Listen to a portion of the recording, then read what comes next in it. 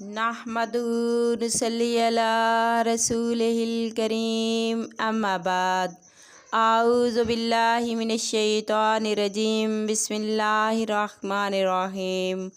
محترم سامعین کرام، السلام علیکم رحمۃ اللہ وبرکاتہ۔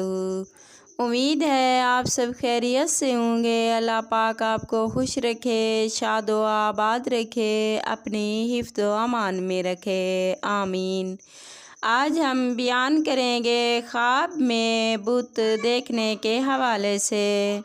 اس کی مختلف صورتیں ہیں اور اس لحاظ سے تعبیریں بھی مختلف ہوتی ہیں، جیسا کہ خواب میں بت پوجنا، خواب میں بت چاندی کا دیکھنا، بت سونے کا دیکھنا، بت لوہے یا پیتل کا دیکھنا، بت لکڑی کا دیکھنا۔